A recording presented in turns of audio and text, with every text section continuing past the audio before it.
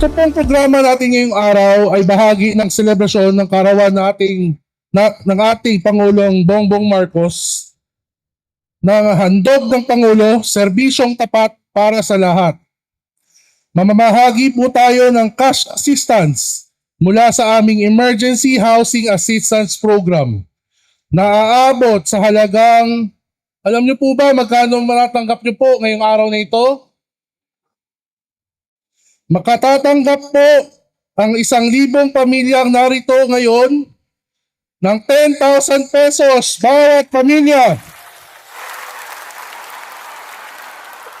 Sa lahat po ng aming mga benepisyaryo, hangad po namin makatulong ito sa inyong unting-unting pagbangon at pagsisimula muli. Kaya parami pa po namin ang aming mga progresibo at sustainable komunidad patungo sa isang bagong Pilipinas.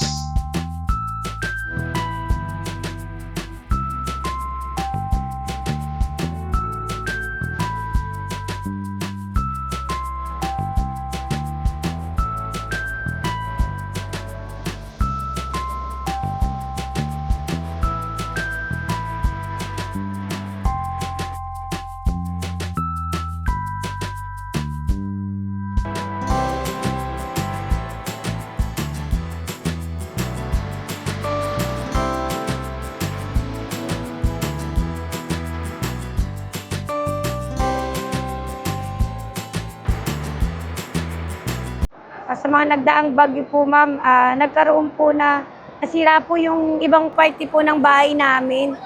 Nangyari pa nga po na yung sapa po, kinain po yung lupa. Yung side po ng lupa ng bahay namin.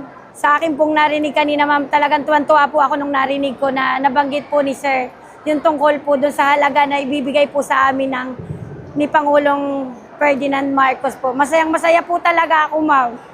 Kasi hindi ko po ina-expect. Siyempre, akala ko po na katulad ng konting halaga lang. Pero sa 10,000 po na ibinigay po niya, marami po talagang magagawa yung halaga na yun. Unang-una po, happy birthday, Pangulong Ferdinand Marcos. Salamat po talaga. Nagpapasalamat po ako sa pinagkaloob niyo po sa pamilya namin. Tapos, nais ko po sana, ang pinaka-wish ko po sa kanya, good health po. Tsaka sana po marami pa po siyang matulungan. Napakalaking tulong, natuwa nga ako kanina in-announce nila na may 10,000 kami matatanggap. Although, kailangan talaga namin yon para sa amin dahil marami kami nasira.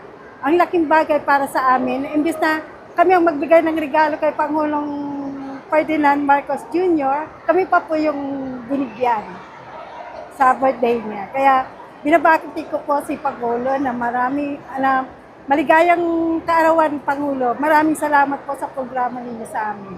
Ang laking tulong para sa amin yun. Wala, kumbaga na-was out na lahat ng mga gamit namin. Kaya nag-iisip kami kung paano uumpisahan ng pagpapagawa ng mga kasangkapan namin, pagbili ng ilang gamit.